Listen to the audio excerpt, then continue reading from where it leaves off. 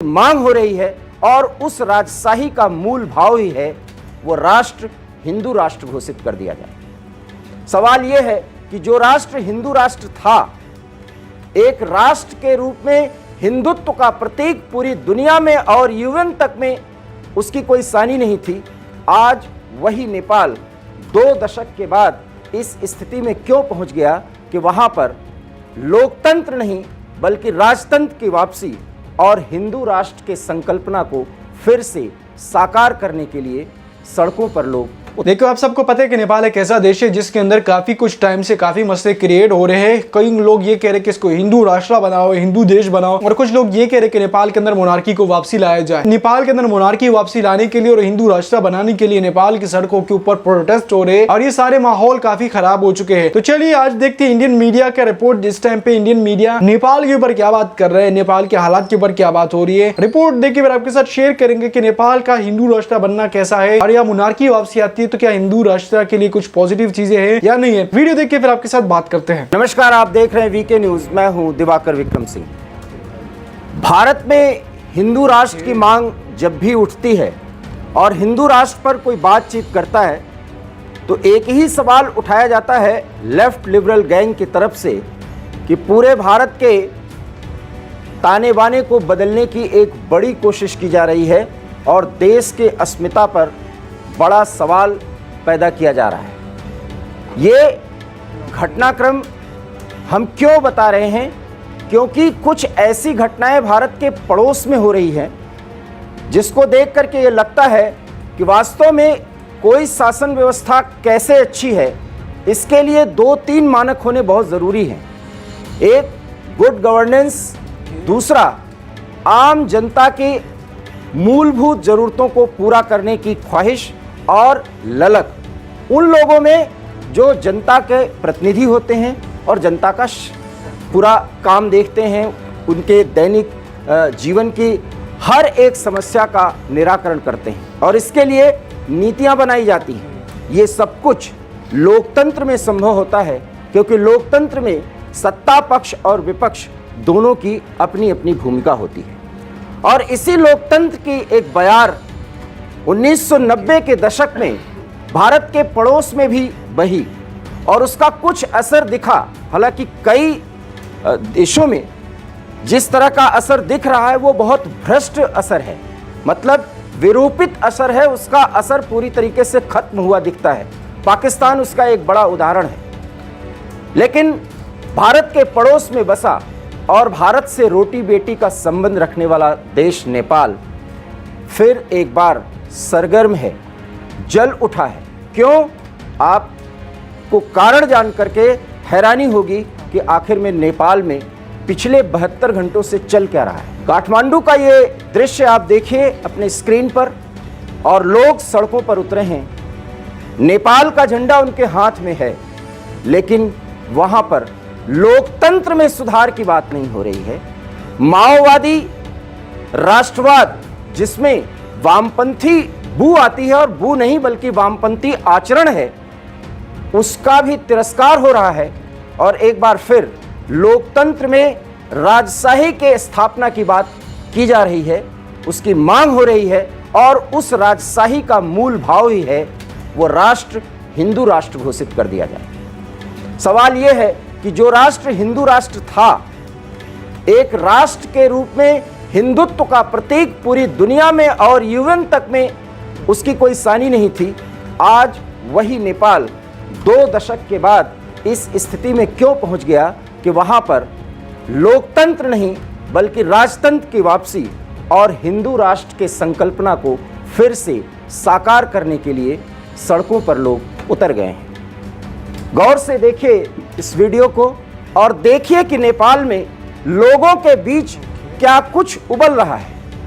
और सबसे बड़ी बात है, जानकर आप हैरान हो जाएंगे कि इस राजतंत्र की वापसी के लिए वहां पर हिंदू राष्ट्र को स्थापित करने की अगुवाई कोई और नहीं कर रहा, बल्कि एक पूर्व माओवादी नेता है, उद्यमी है और काठमांडू में उसका वर्चस्व है और वो मांग कर रहा है कि नेपाल में अब राजशाही आना चाहिए, हिंदू राष्ट्र का जो कंसेप्ट नेपाल में पला बढ़ा, जिसको कह सकते हैं आप पुष्पित हुआ, पल्लवित हुआ, मजबूत हुआ, वही राजतंत्र फिर आ जाए। आपको याद होगा कि नेपाल में राजतंत्र कितने हृदय विदारक तरीके से खत्म किया गया, जब वीरेंद्र विक्रम शाह को उनके घर में ही उनके अपने परिजन ने ही, आप कह सकते हैं कि उनके अपने लड़के और भतीजे ने ही मिलकर पूरा परिवार समाप्त कर दिया और राजतंत्र पर एक बड़ा सवाल लग गया था। वो भी पूरी दुनिया के लिए एक चौंकाने वाला घटनाक्रम था और वो इस वारदात की चर्चा आज भी होती है। उसके बाद नेपाल के लोगों की मूल भावनाएं और उनके रोजमर्रा की जरूरतों को पूरा करने में अक्षम हो गई तत्कालीन सरकारों पर से लोगों का भरोसा उठा, इसलिए वहां मांग उठी कि नेपाल में लोकतंत्र की स्थापना की जाए। और विडंबना देखिए, उस लोकतंत्र में माओवाद प्रभावित हो गया। और वो क्यों हुआ? क्योंकि चीन का कनेक्शन हुआ और चीन तब अपने माओवादी लाल झंडे तले पूंजीवाद को विकसित कर रहा था। मतलब समझिए, वहां पर दिखाने के लिए साम्यवाद था, लेकिन पूंजीवाद का विकास किया जा रहा था। मतलब अपने बहुत ही हल्के प्रोडक्ट्स, बहुत ही सस्ते प्रोडक्ट्स को बना करके पूरी दुनिया के कमजोर देशों को वो अपना डंपिंग ग्राउंड बना रहा था। और वो डंपिंग ग्राउंड सबसे पहले बना नेपाल, और उसके बाद हमारे देश के कुछ हुक्मरानों की कमी से भारत भी उसका शिकार हुआ। हालांकि अब सब कुछ स्थिति बदल गई पिछले एक दशक में।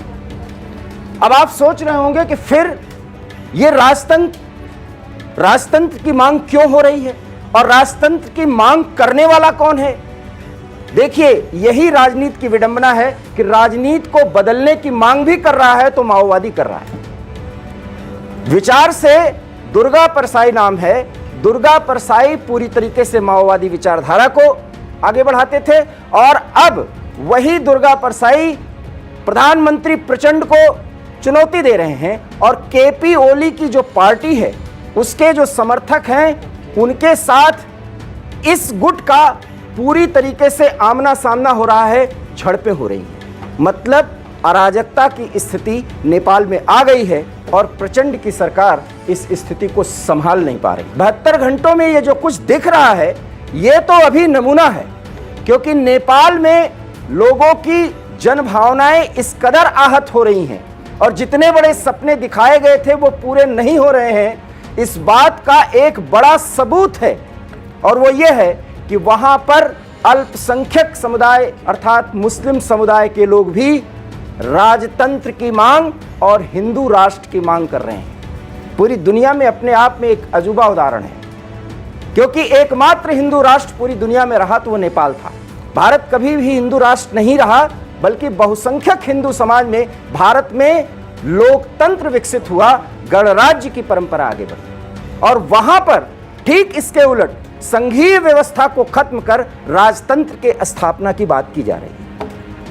अब इसका मतलब साधारण शब्दों में समझिए और वो ये है कि जिस तरीके से पिछले एक दशक में चीन ने नेपाल की अर्थव्यवस्था में इतना बड़ा हस्तक्षेप अपना कर दिया है कि अब चीन की सरकार को इंफ्रास्ट्रक्चर डेवलपमेंट से लेकर के गरीबों के विकास के लिए जो नीतियां बनानी पड़ रही हैं वो भी चीन के नेपाल के वर्तमान प्रधानमंत्री को चीन के राजनयिक से बातचीत करनी पड़ती है।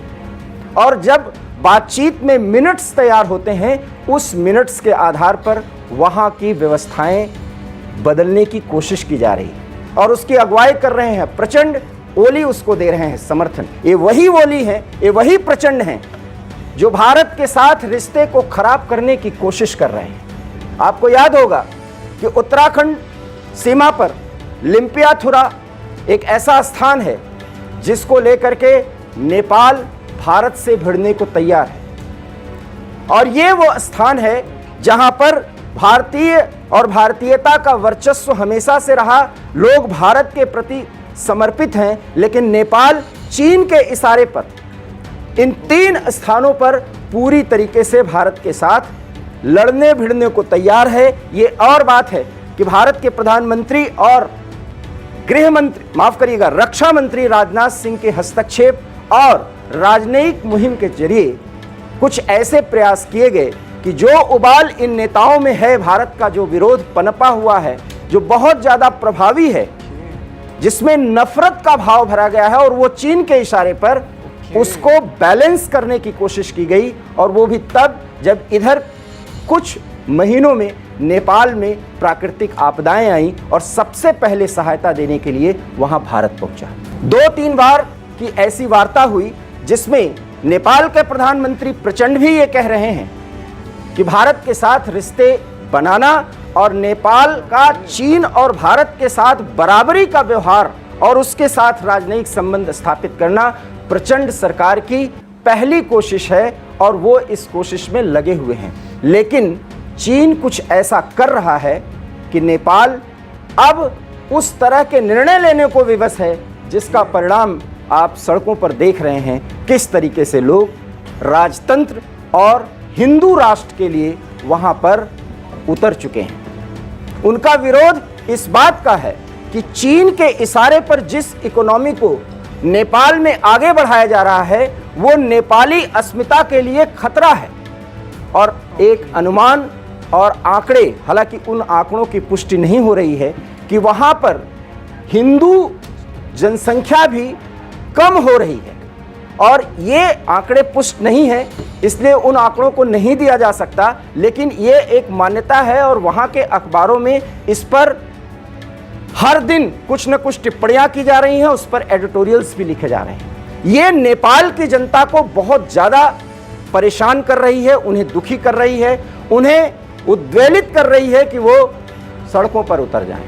और सड़क पर वो इसलिए उतर रहे हैं क्योंकि उन्हें चीन का वर्चस्व नहीं चाहिए, उन्हें नेपाल में हिंदू राष्ट्र चाहिए, राजतंत्र चाहिए, वो राजतंत्र जो मंदिरों को और हिंदू अर्थव्यवस्था को, उस तौर तरीके को नेपाल में प्रभावी करे। बड़ा सवाल यह है कि फिर नेपाल में हिंदू राष्ट्र स्थापित होगा क्या? अभी फिलहाल ऐसा लगता नहीं, क्योंकि नेपाल के कई जिलों में स्थितियां बद से बदतर हो रही हैं। कुछ एक वर्ग का विकास हो रहा है, वो भी जन विकास के नाम पर, लेकिन नेपाल में बहुसंख्यक नेपाली समुदाय पूरी तरीके से आक्रांत है, क्योंकि भारत के साथ नेपाली अस्मिता को लेकर के इस तरीके से संबंधों को खराब कर लिया गया है कि अब भारत से रोटी बेटी का रिश्ता होते हुए भी नेपाली और भारतीय समुदाय में दूरियां बढ़ा दी गई हैं, और ये सब कुछ चीन के इशारे पर किया गया है। इसलिए एक पूर्व वामपंथी माओवादी नेता दुर्गा परसाई ही इस समय वहां पर न तो लोकतंत्र की मांग कर रहा है, न तो वहां पर माओवाद को ज़्यादा मजबूत करने की मांग कर रहा है। वो ये कह रहा है कि नेपाल किसी देश के अधीन नहीं रहा है, चीन के अधीन आकर हम जिस व्यवस्था में आगे बढ़ रहे हैं वो नेपाल के लिए एक बड़ा खतरा है। इसलिए राजतंत्र की स्थापना होनी चाहिए, और उस राजतंत्र का मूल भाव है यहाँ हिंदू राष्ट्र घोषित किया जाना ही चाहिए। क्या हिंदू राष्ट्र नेपाल घोषित होगा और राजतंत्र की वापसी होगी? इसके लिए कौन करेगा प्रयास?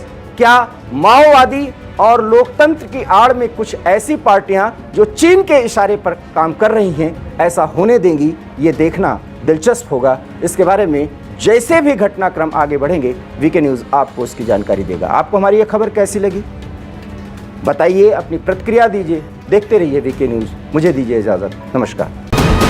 वीके न्यूज़, राष्ट्र के नाम। तो वीडियो आप लोगों ने देख लिया, आप लोगों को पता चल चुका होगा कि इस टाइम पे नेपाल के अंदर क्या हालात चल रहे हैं। आप सबको पता है कि नेपाल के अंदर काफी दिनों से काफी मसले क्रिएट हुए हैं। उसको हिंदू राष्ट्र बनाने के लिए भी बात की जा रही है, और साथ में ये बात की जा रही है कि नेपाल के अंदर मोनार्की को वापसी लाया जाए। अगर मोनार्की वापसी नेपाल के अंदर आती है तो डेमोक्रेसी बिल्कुल खत्म हो जाएगी। जब डेमोक्रेसी खत्म हो जाएगी तो किंग आएगा, और किंग फिर अपने रूल के हिसाब से नेपाल के अंदर जो जाएगा वो करेगा। और यही नेपाल के लोग चाहते हैं कि किंग अगर आ जाए तो मुल्क के अंदर थोड़ा सुधार आ जाता है। 2008 से लेके 2023 हो चुका है, इतना अरसा हो चुका है, तकरीबन कि देखिए 15 से 16 साल हो चुके हैं और मोनार्की खत्म होने के बावजूद मुल्क के अंदर स्टेबिलिटी नहीं आई है। तो लोग यही कह रहे हैं कि 15 साल के अंदर स्टेबिलिटी मुल्क के अंदर नहीं आई है तो मोनार्की को वापसी लाया जाए। किंग बैठेगा, किंग फिर जो फैसला करेगा हमें वो फैसला मंजूर होगा, चाहे वो मुल्क के लिए अच्छे चीज के लिए हो, चाहे वो मुल्क के लिए गलत चीज के लिए हो। तो ये सारी चीजें इस टाइम पे हो रही है नेपाल के अंदर और नेपाल चाहता है और नेपाल के लोग भी ये चाहते हैं। बट कि हम दूसरी तरफ देखते हैं इंडियन मीडिया कुछ उलट पुलट बातें कर रहा है इस टाइम पे नेपाल के ऊपर और नेपाल के हालात के ऊपर ये बात कर रहा है कि यार नेपाल को इस टाइम पे इंडिया की मदद की जरूरत है, नेपाल इस टाइम पे चाइना के खिलाफ जा रहा है। देखिए ऐसे कोई भी हालात नहीं है कि नेपाल चाइना के खिलाफ जा रहा है या इंडिया के खिलाफ जा रहा है। अभी